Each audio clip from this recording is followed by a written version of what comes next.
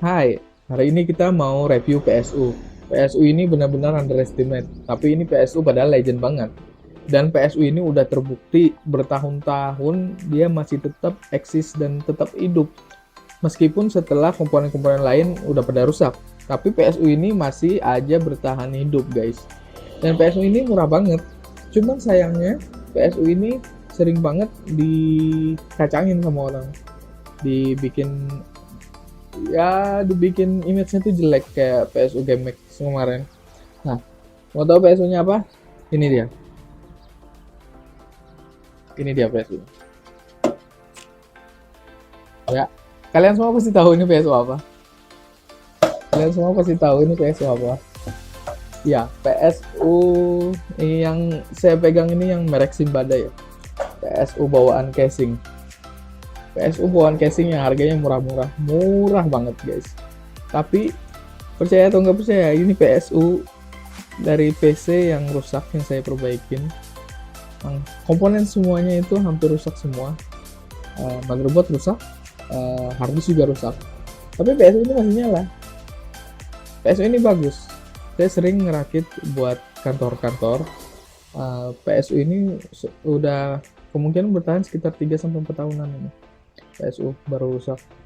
Jadi, mari kita bahas ya. Ya, beginilah tampilan PSU-nya. Nggak ada yang istimewa di PSU ini. Kabel-kabelnya juga masih kabel standar ya. Kabelnya kabel standar yang standar banget ya. Tapi kalian lihat ini sampai berdebu. PSU ini tuh, ini masih nyala loh ya PSU-nya ya. Masih nyala ini PSU. Bahkan saya terkadang buat ngecek PSU orang, jadi saya pakai PSU ini buat mastiin motherboardnya baik-baik aja atau enggak. Nah, tapi kalian jangan, ingat ya, jangan ambil kesimpulan terlalu cepat. Nanti saya yang disalahkan lagi ngomong PSU bagus, ternyata PSU-nya jelek. Jadi sekali lagi kalian jangan cepat ngambil kesimpulan. Ini PSU bagus banget untuk spesifikasi PC yang memang cocok untuk PSU ini. Nah, jadi ini PSU bagus kalau spesifikasi PC-nya sesuai. Oke ya, sekali lagi. Ini PSU bagus kalau spesifikasi PC-nya sesuai. Kalau kalian pakai PSU ini untuk PC yang nariknya wattnya tinggi banget, ya PC kalian pasti rusak. Dan mungkin PSU ini juga rusak.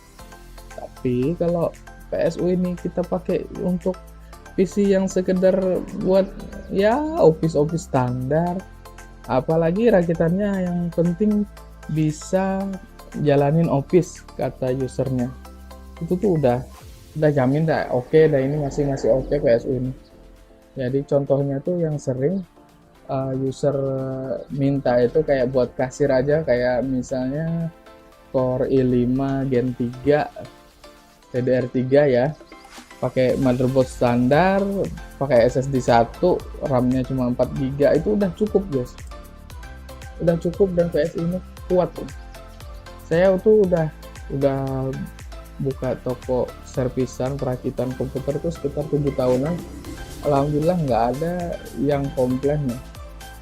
Dan customer kita tuh masih connect ya sama kita ya, masih sering WA-WA-an, kalau ada something kayak install ulang atau apa pasti balik lagi, dan itu nggak ada masalah ya. Oke, berikutnya kita lakukan penjelasan lebih rinci lagi. Ya, sekali lagi ya kawan-kawan, PSU ini bagus untuk PC yang sesuai dengan spesifikasinya. Jadi misal kalian mau ngerakit PC gaming pakai VGA, malah pakai VGA tambahan, terus Core i5 misalnya yang gen baru, motherboard gaming, kan nggak mungkin pakai PSU ini, karena dia dari pin power PSU-nya aja udah nggak memadai. Ini cuma 4 pin aja ini untuk motherboardnya. Jadi kalau kalian mau ngerakit PC kantor, jangan ragu pakai PSU ini. Tapi kalau ada dana lebih, itu lebih bagus lagi kalian beli PSU yang udah sertifikasi 80 plus. Cuman kalau misalnya kalian ngerakit PC standar buat kasir aja, ini masih cukup ya guys, bahkan masih bagus ya buat PC itu. Cuma kita juga nggak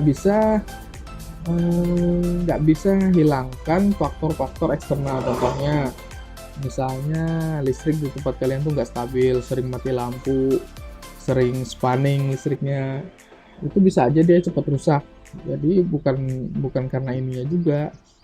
Tapi kalau kalian ngerakitnya pakai PSU yang lebih bagus, yang udah 80 plus, bahkan yang udah ada stabilizernya, kemungkinan itu bakalan lebih awet lagi.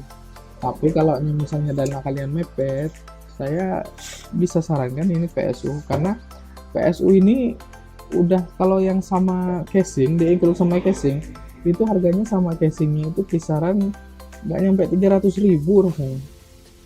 Kan murah banget ya untuk harganya, dan dia udah sama casingnya include.